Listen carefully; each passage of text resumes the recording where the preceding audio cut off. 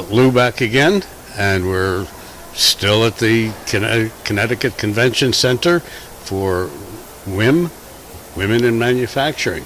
And I'm here with Tracy Ariel, who's the Director of Advanced Manufacturing, and it's a long title, so I'm going to let her fill in the rest of it. So I am Tracy Ariel. I'm the Director of Advanced Manufacturing Technology Centers for the Connecticut State Colleges and Universities.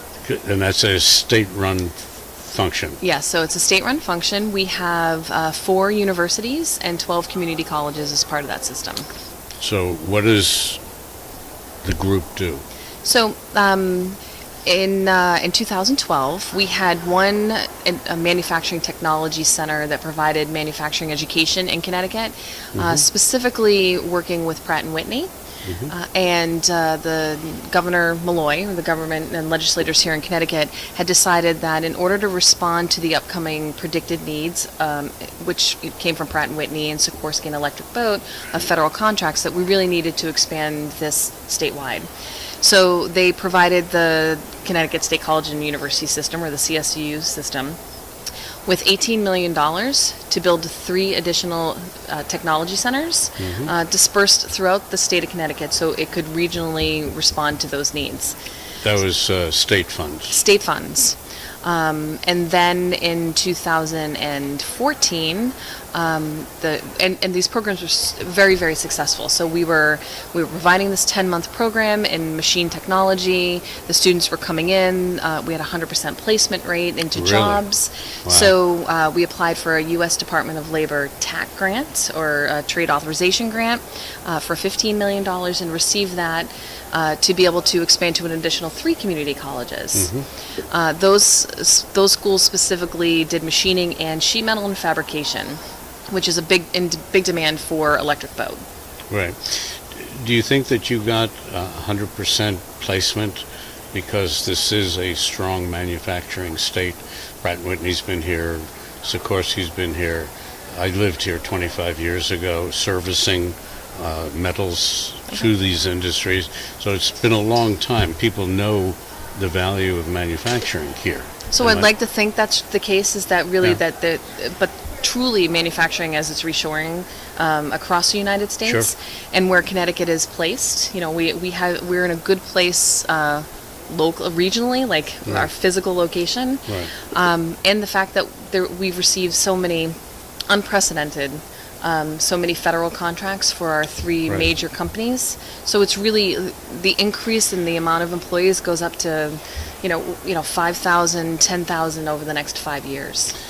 Where are you going to get all these people? So that's a good question, and we're working really hard with the private institutions as well, and other training agencies in the state to talk about how we market and bring students, change the perception of manufacturing so that people want to be in the manufacturing field. We are reaching into the middle schools and the high schools. Good move. Right. So, and reaching out to parents and guidance counselors. That's really important, the parents. And because, like most people's story, my story is that I went in, my parents worked in manufacturing, and we all were made to work our summers in manufacturing, but it was intended to make sure that we didn't want to work in manufacturing and go out and get higher education. So times are different, and those manufacturing floors are different. Just changing that perception is how we're going to get the people. Do you have children? I do have children. And how old? So I have a 16-year-old son and an 11-year-old daughter.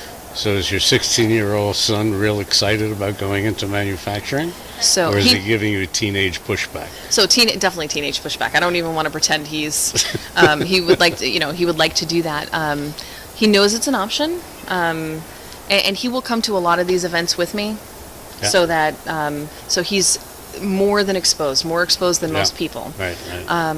And again, I was in manufacturing. I didn't study that in college, but here I am now overseeing advanced manufacturing education, and I have years of experience because that's where I started out. So again, it's about exposure. He may not do it now, but it will always be an option for him. We had an event on Manufacturing Day 2 years ago, and I took my godson to the event, and we set up the booth and so on. And we had other kids that we had taken from one of the local high schools. and he went just to see what it's all about. He didn't go for manufacturing.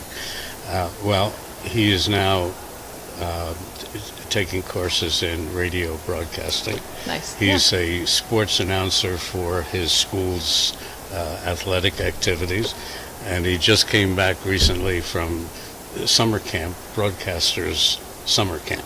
Okay. So I took him there to get a flavor for manufacturing, and he got the flavor for the radio. For the radio, so you just never know how it works out, but it's all about exposure. right. What do they see, and what are they going to do? I mean, I remember when I was a kid going to school and going to college, I really had no idea what I wanted to do. Right. And I nobody think did. most people don't. Yeah, but I think that's changing a lot. So I think what makes our programs unique in that respect, and I currently do not utilize my bachelor's degree, what the concentration was, but that we provide internships. We invite employers to participate in the students' education. The students themselves go out to site visits. They see where they'll be working, and the industry is involved in curriculum. So these students are actually, the industry's dictating what the curriculum will be, so the students are truly employable when they're done. Right.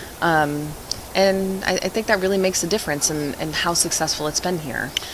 And it's happening all over in different degrees, different states. Right. New Jersey did a Maker's Day event, and it was on a Saturday, and every library in the state, 300 of them, participated, and they had a total of 80,000 people that participated at all these different libraries, seeing exhibits that these kids either made a project, did something electronic, Wow. created something, and it was really a terrific event. The part that I found to be most disheartening, however, was that we had called in mainstream media, newspaper, and local TV that this is going on statewide, and they didn't come, they didn't call, they didn't print anything, and 80,000 people in Wow. one day. In one day. And it would be to their credit if they brought these topics to the surface, and that's unfortunate that they don't. Well, so that gives me an opportunity to talk about Manufacturing Day and Manufacturing Month. We here in Connecticut have many events that are going on that day. We work with the National Association of Manufacturers, their Manufacturing Institute, Right. And participate in manufacturingday.com. Right. And utilize their programming like Dream It, Do It. Dream It. Are you familiar with Dream It, Do Sure. It? So we have a large program of Dream It, Do It here in Connecticut. But we are, again, like I said, we're all working together to do this. Sure. So we're going out to our industry partners, and we have open houses and involving and engaging Department of Economic Development, Department of Labor. Everybody's involved to make sure that this is, again, exposure, awareness, bring it to the forefront. I forgot what the number was last year, how many companies throughout the 50 states and Puerto Rico and someplace else that participated in Manufacturing Day. And I think it was somewhere around 3,500 companies. Really. And this year it's even going to be bigger. It's going to be bigger. Yeah, bigger and better. And the more information we give to people about what's happening in Yep. manufacturing, Yep. that's where we're going to, and back to your question, where we're going to get those people. Yep. The more it's talked about, the more exposure, the more people will know it's an option. We had talked to one manufacturer a couple of years ago who was experiencing skill gap issues and people retiring and so on. And they had asked people that if they were planning to retire anytime soon to let them know. And they will bring in an intern that they'll work with and train on the job. And they got a benefit and incentive to do that, to stay maybe a little longer, and yet to be able to transfer the knowledge that this person who's been doing this for 30, 40 years can pass on directly one-on-one. So we're seeing and hearing all kinds of interesting stories that manufacturers are doing to prevent themselves from, falling into the great beyond. Right. You know. So that brings us to apprenticeship.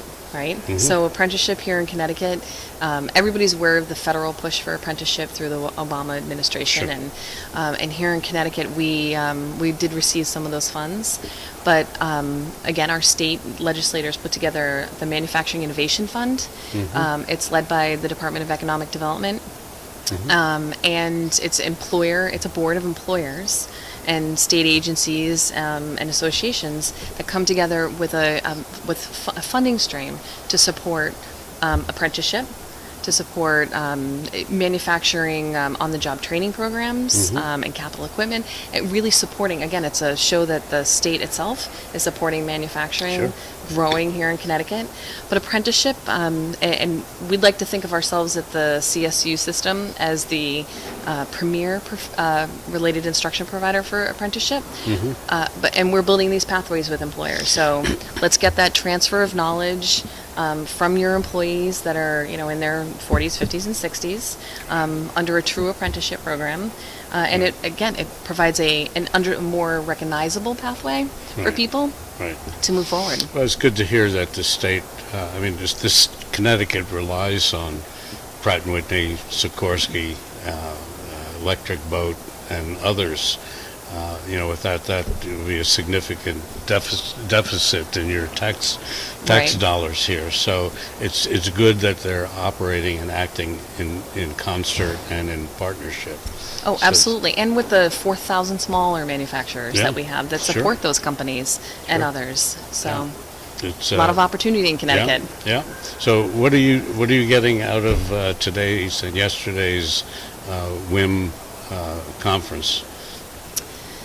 So for me, it's been a lot of introduction to business owners that I hadn't met yet, that aren't utilizing their public education system to build workforce. So it's all about networking. But the speakers themselves have been inspirational, honest, and that's good to see. So that's glad to hear this is happening here. We're going to have this up on our show in a couple of days. I appreciate you sitting and talking with us. Thank you for inviting me. Good work. Thank you. Keep it up. And remember, Manufacturing Talk Radio. I sure will. Thank you. Thanks for joining us on Manufacturing Talk Radio. You can hear our next broadcast each Tuesday at 1 p.m. Eastern Standard Time at mfgtalkradio.com.